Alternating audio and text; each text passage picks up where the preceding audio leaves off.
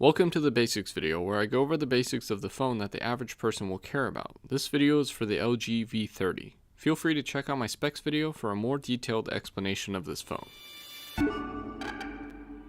The LG made V30 has a standard 16 megapixel camera and a wide angle 13 megapixel camera on the back of the phone, and on the front there is a single 5 megapixel sensor. The pictures come out looking fantastic regardless if it's day or night. Still, I prefer the way that Samsung processes their images over what LG does, but this phone did surprise me, just like the LG G6 did last year. Even when taking pictures of the lights at night, the images came out looking amazing with very little noise. Regardless of day or night, the wide-angled sensor takes some time to get used to, but once you do, you can take some fun shots with it. Personally, I would have loved to have a telephoto lens instead of a wide-angle lens, but it makes sense why LG went this way. The camera app has all of these features, but it does lack portrait mode, which is kind of weird. The main sensor has optical image stabilization and focuses, while the wide-angle sensor does neither, which is normal, but it is something to think about. Video recording comes out looking fine, but mainly in perfect lighting situations. Most of the situations ended up looking a little bit weird, while the S9 Plus was able to capture the same moments with no issues. The front camera is decent. It is what you would expect out of a 5 megapixel sensor. It does have a wide angle sensor, which is kind of cool. Overall, I will give these cameras an 8.75 out of 10. The software for this phone is actually pretty good. It is somewhat boring because the update from 7.1.1 to 8.0 isn't huge, but rather there are many refinements. And that's not a bad thing really, it's just that there's so much going on with this phone, there wasn't really much to add. Either way, my favorites have to be the always on display and knock on. The always on display does add some functionality that I haven't seen from other phones, like some functions from the quick settings.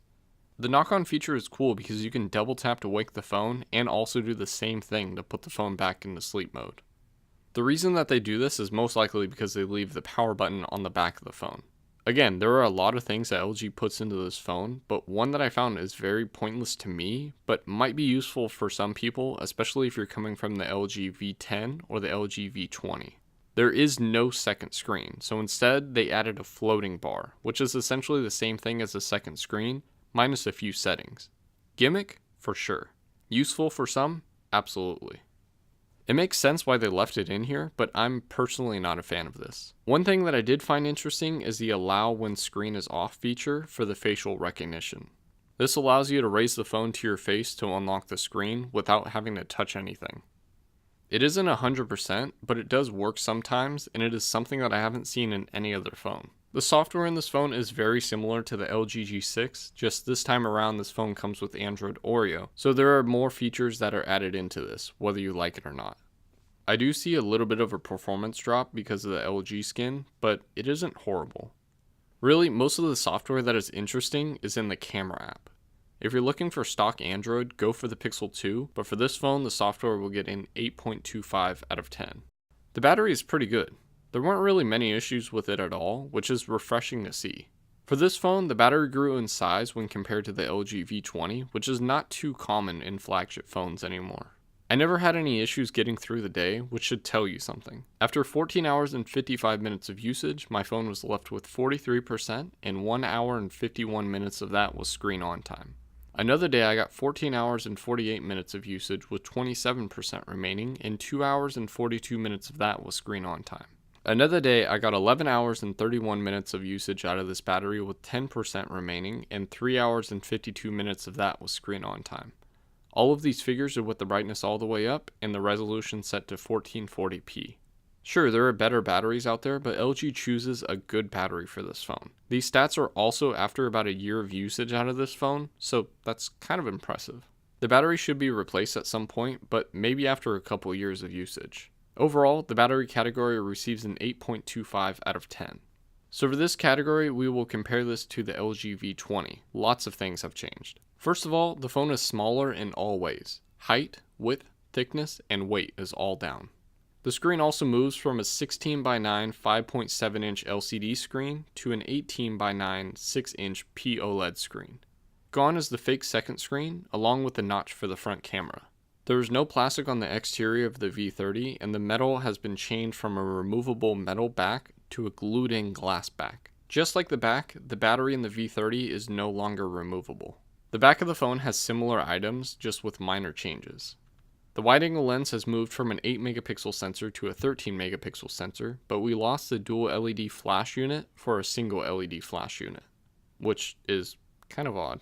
The camera does sit lower to the phone now, so that's pretty cool. The headset jack has moved from the bottom to the top for whatever reason. The processor and the GPU got a nice upgrade, moving from the Snapdragon 820 processor to the Snapdragon 835. The battery size has increased by 100 milliamps, which is technically a plus. Lastly, there are minor additions like Bluetooth 5.0, USB 3.1, slower slow motion video, and Gorilla Glass 5 on the front and the back.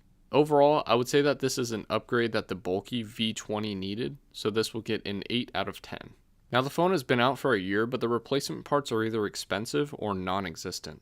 The screen can break and will cost you $120 to do it yourself, or $190 for a third party to do it for you. The camera lens is sunken in and can break and will cost you about $5 to do it yourself, or $35 for a third party to do it for you. The backs are easy to break and also easy to repair and will cost you about $12 to do it yourself, or $35 to $45 for a third party to do it for you. The charging port can be replaced for $4, and luckily you don't have to do any soldering for this. A third party will charge you about $65 to $85 to do this for you. The phone does also support wireless charging if you do break the charging port. The battery would need to be replaced at some point, but it's kind of difficult to find OEM batteries, but you should be able to replace it with an aftermarket one for about $20 or less, and will cost you about $65 to $85 for a third party to do that for you. LG should be able to change all the parts for you, so make sure to check with them before breaking stuff on this phone. Given the prices and repairability, I would say that the V30 gets a 7.5 out of 10 for the durability and repair cost. Now, should you buy this phone? With a score of 81.5%, I believe that you should definitely consider this phone. Lack of stereo speakers is bad for me, but you might not care. Overall, the phone checks all the boxes and solves all the issues that I had with the LG G6 by adding a beautiful P-OLED screen. The price is somewhat high for a year-old LG phone, but that kind of lets you know how good of a phone this is. I hope you learned something from these videos, but now I want to learn something from you. Do you think that LG should stay away from OLED screens? Let me know in the comment section or on Twitter at MattofRWR. And feel free to follow me on the social media listed above. Also subscribe to my channel so you can see more videos like this. And if you really like these videos, hit that bell button. Thanks for watching.